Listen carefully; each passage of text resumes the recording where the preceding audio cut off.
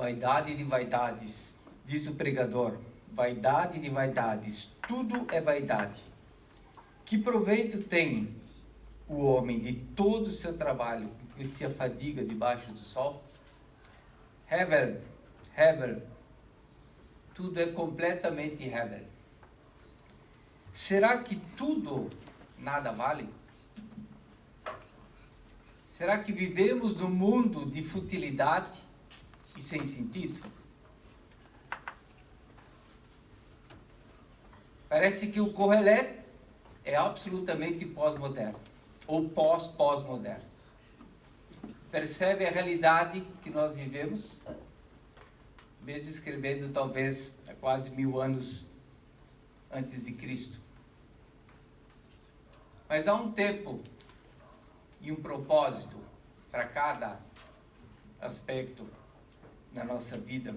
Como nós vimos no capítulo 3, no verso 1, tudo tem o seu tempo determinado e há um tempo para todo propósito debaixo do céu.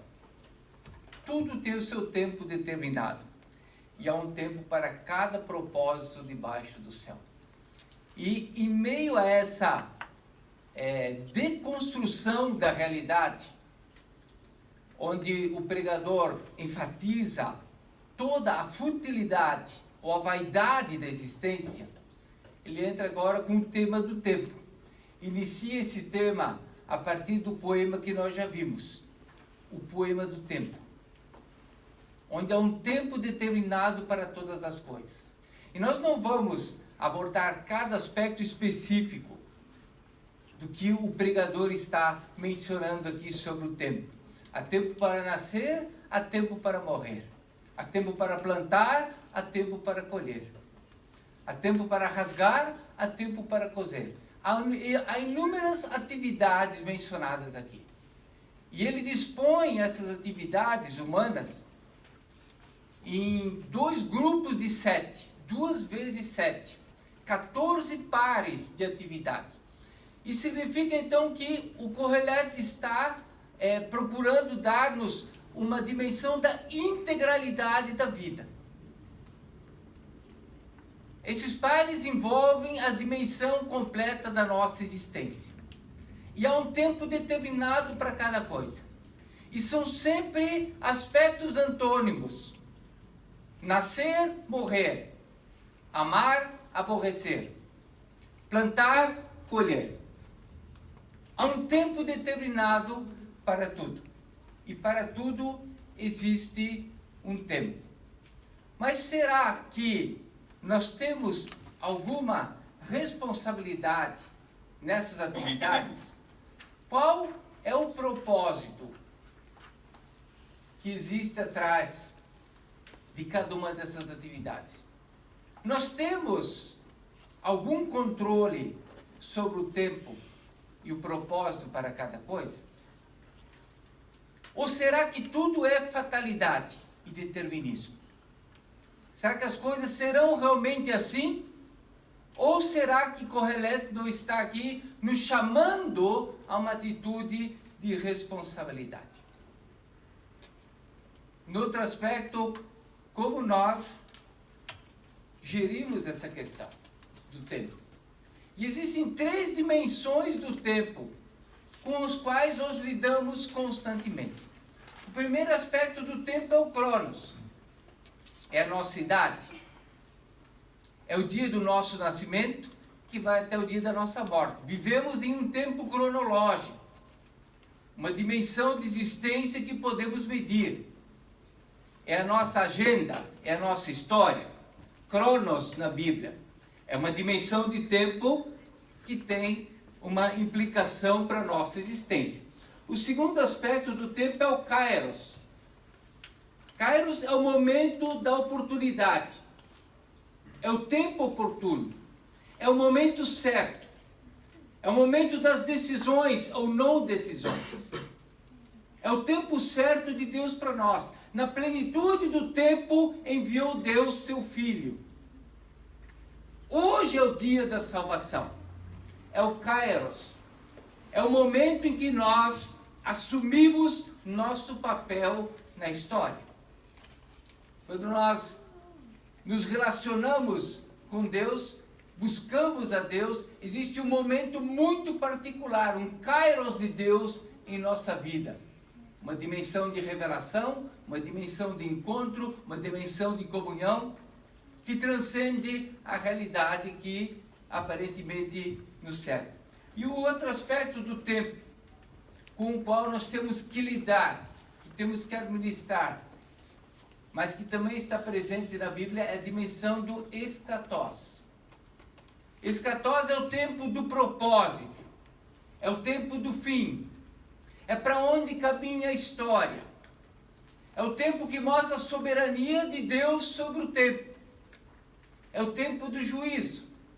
Quando nós estudamos as últimas coisas, a doutrina das últimas coisas da Escritura, nós estudamos a escatologia, ou seja, para onde vai a nossa vida. E nós vivemos nessa dimensão de tempo, ou de tempos, que se sobrepõem, que se complementam, onde as nossas decisões são tomadas. Por isso o tempo é um aspecto fundamental dentro da estrutura que Kohelet está tratando. E na perspectiva bíblica, nós vivemos numa perspectiva linear da história. Ou seja, Deus tem um projeto que Ele está realizando e nós vivemos nesse tempo. Nesse sentido, o futuro tem a primazia. E a questão então é como nós administramos, como nós gerimos o tempo, as nossas atitudes debaixo do céu. De que maneira nós respondemos no tempo que Deus nos dá? Qual a nossa responsabilidade diante das circunstâncias do tempo, do kairos ou do cronos em que nos encontramos? Como nós gerimos as nossas atitudes? Dentro dessas quadras que envolvem, ou dessas coplas que envolvem todas as atividades humanas, como nós gerimos essa questão? Podemos amar ou aborrecer, ou odiar? Não é uma decisão que nós tomamos? O que nós escolhemos? Como nós administramos a nossa vida no tempo que Deus nos deu e que consequências nós colhemos? Quais são os frutos das nossas decisões? Deus é soberano sobre o tempo, nada o surpreende. O que era, já foi. Mas nós temos responsabilidades morais onde nós tomamos decisões. Podemos amar ou odiar. Preferimos a guerra ou a paz? Quais são as dimensões do tempo que nós administramos para colhermos as consequências ou para frutificarmos dessa ou daquela maneira? Há um tempo para todo propósito debaixo do céu. Deus é soberano sobre o tempo, mas Ele não anula a nossa responsabilidade. Pelo contrário, a soberania de Deus sobre o tempo, para nós é um convite à confiança, à humildade, à dependência dEle. O que nós escolhemos? O que nós preferimos? Creio que Kohelet nos joga neste mar de determinismo para que nós possamos refletir, tentar colocar os pés no chão, ou pelo menos viver a vida na dimensão correta. Será que a eternidade explica o tempo? Será que tudo de fato é regra? Será que tudo é esse ciclo infindável? Esse determinismo, esse fatalismo, esse pessimismo existencial? Será que por mais que nos esforcemos, as nossas decisões vão acabar dando em nada? Será que a eternidade explica o tempo? Então, na primeira parte desse capítulo, Kohelet estabelece as bases, e na segunda parte ele tenta explicar essa dimensão. Uma boa estrutura retórica para entender essa segunda parte está na dimensão dos versos 9 e 10. Que proveito tem o trabalhador daquilo com que se afadiga? É a pergunta que ele lança já no início. Vi o trabalho que Deus impôs sobre os filhos dos homens, para com ele os afligir. Talvez a melhor maneira de perceber isso está na estrutura dos versos 12 e 13, onde Kohelet lança uma perspectiva de otimismo em toda a sua reflexão, conforme nós já vimos no verso 24 do capítulo 2. E ele responde a isso com 12 e 13, sei que nada melhor para o homem do que regozijar-se e levar a vida regalada, e que é dom de Deus para que o homem possa comer, beber e desfrutar do seu trabalho. Ou seja, a nossa existência, quando Deus faz parte dessa equação, ela toma um outro sentido. Começamos a perceber certa consistência naquilo que vivemos no tempo que Deus nos deu. O verso 11, onde Deus fez tudo formoso no seu devido tempo, e também pôs a eternidade no coração do homem, sem que este possa descobrir as obras que Deus fez do princípio até o fim. E a maneira de responder a isso, no verso 14 e 15, sei que tudo quanto Deus faz durará eternamente. Nada se lhe pode acrescentar, nada se lhe pode tirar. E isto fez Deus para que os homens temam diante dele. O que é já foi, e o que há de ser também já foi. E Deus fará renovar-se o que se passou. Então vivemos uma dimensão de tempo, onde de um lado, somos jogados de um lado para o outro. A questão é, de que maneira gerimos isso? E do outro lado, Deus é soberano sobre o tempo. Ele coloca a eternidade no nosso coração. Nós percebemos, ou podemos viver em total dependência de um Deus que tudo pode e que todas as coisas Ele controla. E dentro desse aspecto, que proveito tem o trabalhador daquilo que se afadiga? Será que nós gerimos mal a nossa concepção de trabalho?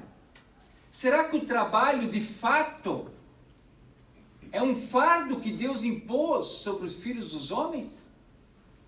Ou o trabalho é uma bênção na vida daqueles que temem a Deus, para a sua vida, para o regalar da sua existência, para a manutenção da boa criação de Deus? A questão é como nós gerimos, de que maneira nós respondemos ao trabalho.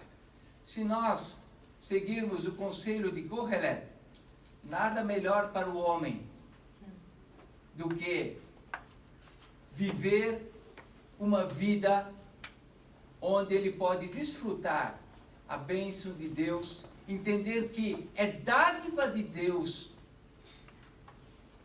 poder usufruir dos frutos do seu trabalho. Então aqui parece que Kohelet começa a mudar a perspectiva do Hever, e parece que o trabalho começa a ter uma dimensão positiva na nossa existência. O mundo de futilidade começa a dar luz a uma certa estabilidade. Mas isto é um dom de Deus. Essa é a diferença entre viver a vida debaixo de Gênesis 3, da nossa dimensão de pecado, ou viver esta vida na dependência do Senhor. E é por isso que o livro de Eclesiastes nos deixa sempre neste drama existencial. E é isso que o autor realmente quer fazer. Ele deconstrói a realidade para nos dar algumas perspectivas do que é viver sabiamente quando Deus faz parte da equação. Mas a eternidade no verso 11, tem a ver com a Imago Dei. Ou seja, tudo fez Deus no seu devido tempo, e também pôs eternidade no coração do homem. Tudo fez Deus formoso no seu devido tempo. Isso nos lembra Gênesis 1 e 2, uma dimensão de harmonia, uma dimensão de propósito, uma dimensão de coerência, de ordem, uma dimensão de governo soberano de Deus, onde as coisas parecem ter sentido e o ser humano participa de uma maneira efetiva, como imagem de Deus na criação, na administração da boa criação de Deus. Então, tudo fez Deus formoso no seu devido tempo. Então, fazemos aqui um apelo à teologia bíblica. E certamente Kohelet já havia lido o Pentateuco e ele sabe de um Deus que é criador de todas as coisas. E a Imago Dei deixa ou traz para nós essa perspectiva de participação ou de continuidade em termos participativos da criação de Deus. Deus tem um plano. Qual é a obra de Deus? Na parte B do versículo, também sem que se possa descobrir as obras que Deus fez desde o princípio até o fim. Deus tem um plano eterno, Ele fará nova todas as coisas. Para onde caminha a história ou a dimensão do escatom do tempo? As obras de Deus do princípio ao fim. Quando nós olhamos a Escritura, nós vemos que a Bíblia começa com a criação, onde tudo é perfeito. Ela passa pela tristeza de Gênesis 3, onde o mundo torna-se futilidade, Hever, toma o espaço da nossa existência, mas a Bíblia não termina em Gênesis 3 e nem em Apocalipse 20 no juízo. A Bíblia termina em Apocalipse 21 e 22, com a nova criação de Deus. Uma alusão a Isaías 65 e 66, onde Deus promete que fará novas todas as coisas. Nessa perspectiva, qual é o nosso tempo? Nós vivemos aquilo que já ouvimos, o mundo do absurdo, o mundo de Hevel, o mundo marcado pela queda, o mundo marcado pela aflição, o mundo em que nós somos expulsos da presença de Deus. Não fomos criados para essa dimensão, mas escolhemos essa dimensão na nossa vida. As nossas decisões do tempo resolveram seguir a vontade e o nosso discernimento sobre o bem e o mal, e nós percebemos as consequências de onde é que chegamos. Mas a obra de Deus entende a nossa finitude, somos criaturas. E na mesma perspectiva em que vivemos a aflição, Deus também providencia na sua graça a maneira de nos redimir desse estado de aflição, de corrupção. Por isso, temem para que não temas. O temor é uma dimensão que nos ajuda a perceber o nosso lugar na história. O temor é uma dimensão que nos ajuda a perceber a maneira de administrar este relacionamento com o Criador e assumir o nosso papel na história. Nesse sentido, nós elaboramos uma definição de temor para que pudéssemos trabalhar esse aspecto dentro da nossa conferência. E para que vocês não venham a dormir, nós vamos ler juntos essa definição de temor.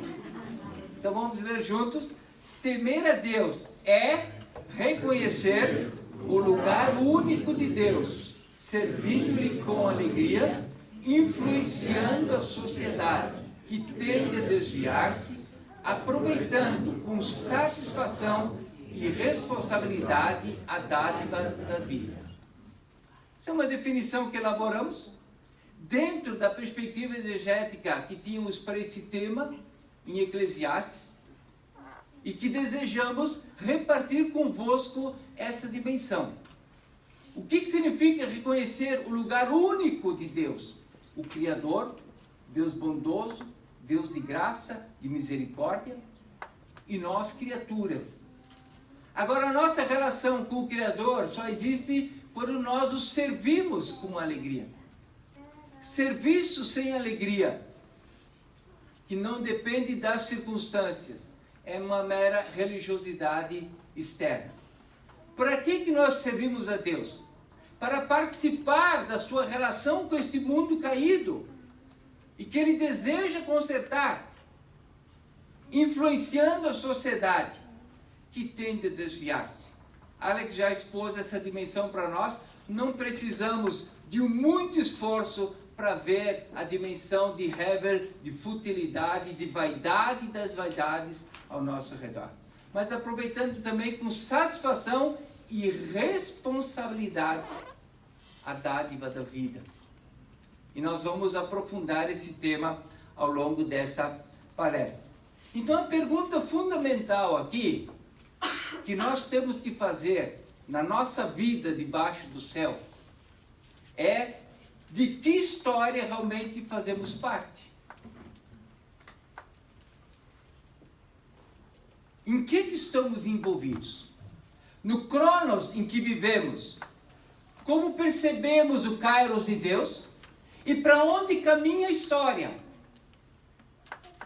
Muitas vezes nós precisamos da visita de um Gandalf para nos tirar do nosso comodismo do condado, nos levar a uma aventura à Terra-média e quem sabe fazer uma visita a Valfenda, a cidade dos elfos, e participarmos de um projeto que envolve a destruição do Anel de Poder nas fendas de Mordor. De que história participamos? Qual o nosso papel na história e a nossa responsabilidade? Preferimos o comodismo da nossa vida eclesiástica ou mentalidade religiosa, ou temos um projeto maior em que Deus nos convida a participar? Qual é a nossa história? Nós vivemos a nossa história ou a história que Deus está escrevendo para redimir a sua criação, a totalidade da sua criação em Cristo Jesus? Se essa é a nossa história, como nós vivemos essa história? Será que tudo nada vale? Está faltando o terceiro. Que proveito tem a vida? Será que tudo nada vale? Para onde conduz a história que Deus está escrevendo? O apóstolo Paulo, refletindo sobre o tema da ressurreição,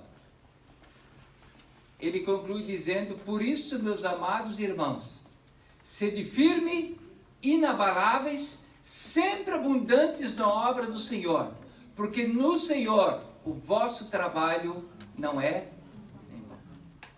A morte não tem a última palavra. A futilidade do mundo não tem a última palavra. Jesus relativizou a morte na sua ressurreição. E a ressurreição de Jesus é o pré-anúncio da nova criação. Cristo Jesus representa as premissas. Ele é o primeiro dentre muitos que virão. E é dessa história que nós participamos. A ressurreição de Jesus marca o fim de Heber na criação. Marca o fim da futilidade. Mostra que Deus tem um plano perfeito. E que do princípio ao fim, Ele está gerindo o seu propósito redentor. E a história caminha para o plano de Deus. Mas nesse aspecto, o nosso papel é o quê? É viver no temor do Senhor da maneira correta, da forma missional, da maneira que o nome dele é glorificado, e nós vivemos na perspectiva correta da nossa existência. Mas nós nos perguntamos, qual o nosso papel na realidade portuguesa? Como temos vivido a nossa religiosidade? A figura é caracteristicamente católica, mas temos que perguntar para o contexto evangélico. Como vivemos no tempo debaixo do céu que Deus nos deu para administrar a nossa vida, nossos relacionamentos, a nossa participação no projeto de Deus na Missio Dei, na missão de Deus para redimir a totalidade da sua criação, na construção de novos céus e nova terra. E não que isso seja projeto nosso, porque o projeto humano do progresso já se mostrou falho, quando não gerido com os valores do reino de Deus. E Cristo Jesus estabeleceu esse reino para nós. Mas a nossa resposta, o nosso papel, como nós vivemos no temor ao Senhor. E nesse sentido, qual o propósito da nossa vida? Será que tudo nada vale? É sobre isso que vamos refletir amanhã.